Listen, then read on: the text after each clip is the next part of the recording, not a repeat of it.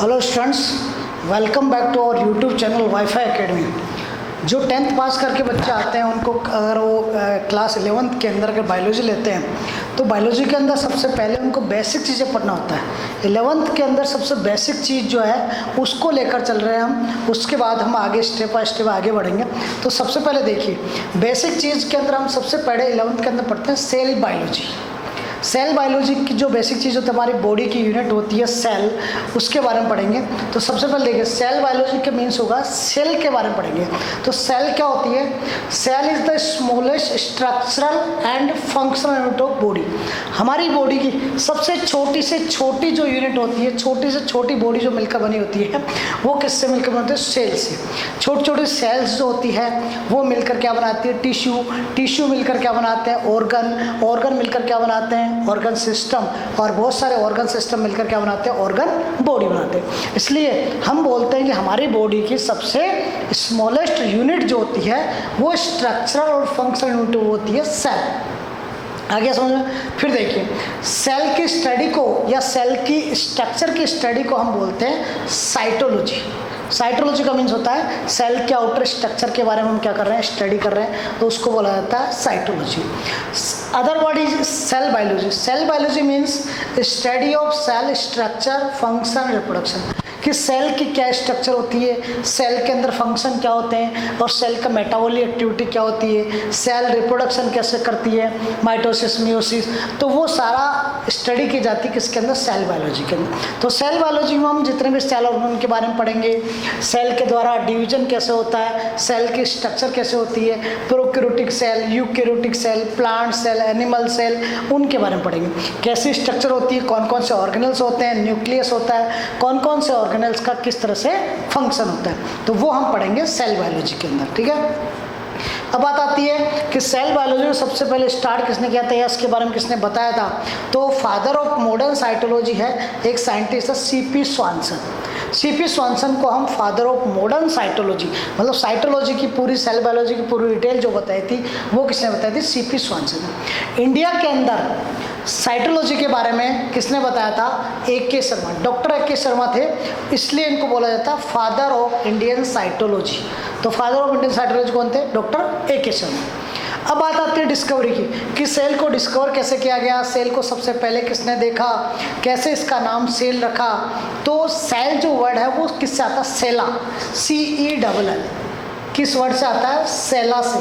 सेला का मीन्स होता है होलो स्पेस। क्या होता है? होलो कैविटी या होलो स्पेस, उससे वर्ड आता है सेला। तो सेला एक क्या है? ग्रीक वर्ड है, इससे सेल का नाम पड़ा है। सेला वर्ड से क्या पड़ा है? सेल पड़ा है। तो सबसे पहले डिस्कवरी जो की थी 1665 के अंदर रॉबर्ट हुक नाम का एक साइंटिस्ट था, उसने कॉर्क के एक टुकड़े के या पीस के अंदर सबसे पहले डेड सेल को डिस्कवर किया था। इट मीन्स अगर आपके सामने क्वेश्चन आए कि हु डिस्कवर्ड द सेल, तो सबसे पहले सेल को डिस्कवर करने का जो क्रेडिट था वो किसको था? रॉबर्ट हुक को। तो रॉबर्ट हुक ने सबसे पहले, कोई डेड सेल या लिविंग सेल आपको नहीं पूछा जाए, केवल पूछा जाए कि सेल को सबसे पहले डिस्कवर किसने किया, तो आप क्या बताओगे? Robert Hooke. तो ये साइंटिस्ट था रॉबर्ट हुक, इसने सबसे पहले सेल को डिस्कवर किया था। किसके अंदर? डेड सेल के अंदर। डेड सेल को किया था कॉर्क के पीस के अंदर। ठीक है। फिर उसने इसी ने नाम दिया था सेल, भी इसी नाम दिया था, सेला से जो नाम आया था, और उसको पब्लिश किया था अपनी बुक के अंदर। उस बुक का नाम था माइक्रोग्राफिया। माइक्रोग्राफिया जो पब्लिश की थी किसने? रॉबर्ट हुक ने। रॉबर्ट हुक ने माइक्रोग्राफिया के अंदर इसका नेम क्या रखा था? सेल। इसलिए सबसे फर्स्ट ऑफ ऑल, सबसे पहले सेल को डिस्कवर करने का जो क्रेडिट जाता है वो किसको जाता है? रॉबर्ट हुक को। ठीक है। फिर लिविंग सेल को डिस्कवर किया था इसके बाद में ल्यूवेन हॉक नाम का एक साइंटिस्ट था, इसने लिविंग सेल को डिस्कवर किया था। तो लिविंग सेल को डिस्कवर किसने किया था? ल्यूवेन हॉक ने। उसके बाद साइंटिस्ट आया था ल्यूवेनहॉक, उसने लिविंग सेल या पस सेल जो होती है, पस सेल मतलब हमारा जो टीथ है उसके अंदर जो एक तरह से पस सेल होती है उसके अंदर इसको डिस्कवर किया था। तो सबसे पहले एनिमल सेल को डिस्कवर किया था किसने, मतलब जो लिविंग सेल है उसको किसने, ल्यूवेनहॉक ने डिस्कवर किया था। ठीक है, फिर एक स्टेटमेंट दिया था रुडोल्फ विर्चो ने, ये सबसे इंपॉर्टेंट स्टेटमेंट है जो क्वेश्चन नीट के अंदर काफ़ी टाइम पूछा गया। रुडोल्फ विर्चो स्टेटेड ओमनी सेलुला ई सेल्ला, ओमनी सेल्ला ई सेल which means all cells arises from pre existing cell. बहुत ही इंपॉर्टेंट इसने स्टेटमेंट दिया था और ये सही भी स्टेटमेंट है कि रुडोल्फ विर्चो ने कहा था ओमनी सेल्ला ई सेल्ला, it means all cells arises from pre existing cells. कोई भी नई सेल का फॉर्मेशन होगा तो वो ओल्ड सेल या पुरानी सेल से उसका डेवलपमेंट होगा, उसका डिवीजन होकर नई सेल का फॉर्मेशन होगा। ऐसा नहीं है नई सेल जो बनेगी वो अपने आप नहीं बनेगी, पुरानी कोई ना कोई सेल है उसमें डिवीजन होने से ही उस सेल का फॉर्मेशन होगा। इसलिए रुडोल्फ विर्चो ने सही कहा था कि ओमनी सेल्ला ई सेल्ला, it means all cells arises from pre existing cells. हम मानते हैं कि जब भी किसी भी ह्यूमन बीइंग का, किसी भी एनिमल्स का डेवलपमेंट होता है तो सबसे पहले जाइगोट बनता है, और जाइगोट क्या होता है, एक सिंगल सेल होता है। इस सिंगल सेल जाइगोट में ही डेवलपमेंट होने से क्या बनता है, एम्ब्रियो बनता है और पूरी बॉडी का फॉर्मेशन होता है। इट मीन्स जाइगोट क्या है, एक सिंगल सेल है, तो उसी जाइगोट में डेवलपमेंट होने से क्या बना था, दूसरी सेल्स, नई सेल्स का फॉर्मेशन हुआ था। इसलिए रुडोल्फ विर्चो ने सही कहा था कि new sales arises from pre existing sales. फिर देखिए शेप एंड साइज की बात करते हैं सेल की, तो किसी की साइज बड़ी होती है, किसी की छोटी होती है, अलग अलग डिफरेंट एनिमल्स, डिफरेंट प्लांट के अंदर सेल्स की जो साइज होती है, शेप होती है, वो अलग अलग होती है। तो हम कुछ टर्म बात करते हैं। लॉन्गेस्ट सेल हमारी बॉडी के अंदर, ह्यूमन बीइंग के अंदर सबसे बड़ी सेल, लॉन्गेस्ट सेल कौन सी होती है, नर्व सेल। जो नर्व सप्लाई करने वाली, जो ब्रेन से डिफरेंट टाइप के ऑर्गन्स तक पहुंचती है उसको बोलते हैं नर्व सेल। तो नर्व सेल जो होती है वो ह्यूमन की सबसे लॉन्गेस्ट सेल होती है। प्लांट के अंदर सबसे लॉन्गेस्ट सेल रेमी फाइबर, एक रेमी प्लांट होता है, उसके जो फाइबर होते हैं वो सबसे बड़े होते हैं। इसलिए रेमी फाइबर के अंदर प्लांट की सबसे लॉन्गेस्ट सेल प्रेजेंट होती है।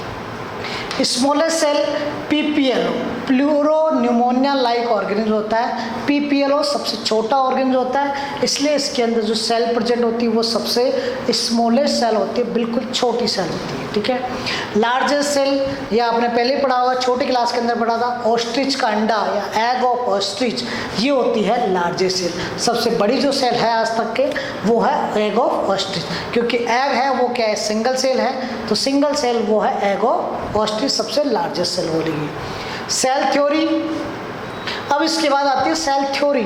सेल थ्योरी जो है वो दो साइंटिस्ट ने प्रपोज किया था इसको, एमजे स्लीडन और एमजे स्वान। स्लीडन एंड स्वान की थ्योरी थी सेल थ्योरी। इस सेल थ्योरी ने, इन दोनों साइंटिस्ट ने मिलकर कुछ स्टेटमेंट दिए थे, वो स्टेटमेंट आज भी सही है, इसीलिए इन दोनों साइंटिस्टों को सेल थ्योरी प्रपोज करने का क्रेडिट दिया गया। तो सेल थ्योरी के अंदर इन एमजे स्लीडन और स्वान ने जो स्टेटमेंट दिए थे वो देखिए। फर्स्ट स्टेटमेंट था all living things are made up of cells. जो भी लिविंग थिंग्स होगा, चाहे वो प्लांट हो, एनिमल हो, बैक्टीरिया हो, फंगाई हो, कुछ भी हो, वो सारे लिविंग ऑर्गेनिज्म छोटी छोटी सेल से मिलकर बने हो। ठीक है, right. Second, cell is structural and functional unit of living being. कोई सा भी लिविंग बीइंग हो, चाहे वो प्लांट हो, एनिमल हो, उसकी अंदर स्ट्रक्चरल एंड फंक्शनल यूनिट उसकी होती है लिविंग बीइंग की, वो क्या होती है, सेल। तो cell is the structural and functional unit of living being. फिर उसने कहा they has a power of reproduction. Reproduction करने की जो पावर होती है वो भी किसके अंदर होती है, सेल के अंदर होती है। ये भी किसने कहा था, स्लीडन एंड स्वान ने। फोर्थ पॉइंट था all cells arises from pre existing cells. ये भी इन्होंने कहा था कि कोई भी न्यू सेल्स बनेगी उनका डिवीजन या उनका डेवलपमेंट ओल्ड सेल के अंदर या प्री एग्जिस्टिंग सेल्स के अंदर डिवीजन होने से ही होगा। Next, all cells are basically similar in structure and metabolic function. सभी तरह की सेल्स की स्ट्रक्चर जो होगी वो सेम होगी और मेटाबॉलिक फंक्शन वो होगा वो भी सेम होगा। जैसे हमारे अंदर ह्यूमन बीइंग के अंदर जो सेल्स होती है, यूकैरियोटिक सेल्स होती है, उन सभी की स्ट्रक्चर क्या होगी, सेम होगी। प्रोकैरियोटिक एनिमल्स के अंदर प्रोकैरियोटिक सेल होगी तो प्रोकैरियोटिक सेल जितनी भी होगी उन सभी सेल्स की स्ट्रक्चर क्या होगी, सेम होगी। इसलिए उन्होंने कहा था किसी भी लिविंग ऑर्गेन्स के अंदर जो सेल्स होती है सभी तरह के सेल्स की स्ट्रक्चर जो होगी वो सिमिलर होगी और मेटाबॉलिक फंक्शन होगा वो भी सभी सेल्स का सेम होगा। फिर उसके बाद बताया था उन्होंने कि each cells has a unit of heredity. हमने आपको बताया था कि सेल्स के अंदर क्या होता है, न्यूक्लियस होता है, न्यूक्लियस के अंदर डीएनए आरएनए होते हैं और डीएनए के अंदर क्या होता है, डीएनए आरएनए उसके अंदर क्या होता है, क्रोमोसोम्स, और क्रोमोसोम्स क्या होते हैं, फादर और मदर से उसके सन और daughter it mean of spring के अंदर क्या होते हैं, ट्रांसफर होते हैं। तो हेरिडिटी क्या हुई, हेरिडिटी वही तो हुई जेनेटिकल कॉन्स्टिट्यूशंस का फादर और मदर से उसकी ऑफ स्प्रिंग के अंदर ट्रांसफर होना, तो वो भी किसके अंदर, सेल से जाएंगे, क्योंकि सेल के अंदर क्या होता है, न्यूक्लियस होता है और न्यूक्लियस के अंदर क्या होता है, डीएनए आरएनए, इट में जेनेटिक जो मटेरियल होता है वो होता है और जेनेटिक मटेरियल होता है वो ही फादर और मदर से डीएनए आरएनए क्या होता है, ट्रांसफर होता है। इट मीन्स ह्यूमन बीइंग के अंदर मान लो 46 क्रोमोसोम है तो 23 क्रोमोसोम तो किसके, फादर के, और 23 क्रोमोसोम किसके, मदर के। दोनों के 23 क्रोमोसोम किसके अंदर, ऑफ स्प्रिंग के अंदर ट्रांसफर होते हैं। इट मीन्स वो किसके अंदर थे, सेल के अंदर थे। तो हेरिडिटी कहाँ से आएगी, सेल से आएगी। It means MJ. स्लीडन और स्वान ने कहा था each cells has a unit of heredity. तो हेरिडिटी इसलिए बोला गया कि क्रोमोसोम्स जो होते हैं वो एक जनरेशन दूसरे जनरेशन में ट्रांसफर होते हैं, इसलिए सेल को बोलते हैं यूनिट ऑफ हेरिडिटी। तो ये था सेल बायोलॉजी का फर्स्ट टॉपिक। इसके बेस पर आप नोट्स बना सकते हैं और इसका स्क्रीनशॉट ले सकते हैं। इसके बाद ऐसे ही हम आपको प्रॉपर नोट्स के साथ और प्रॉपर डिटेल के साथ लगातार हम आपको सेल बायोलॉजी स्टार्ट करेंगे और पढ़ाते रहेंगे। Thank you. इसका स्क्रीनशॉट ले सकते हैं और नोट्स बना सकते हैं। Thank you.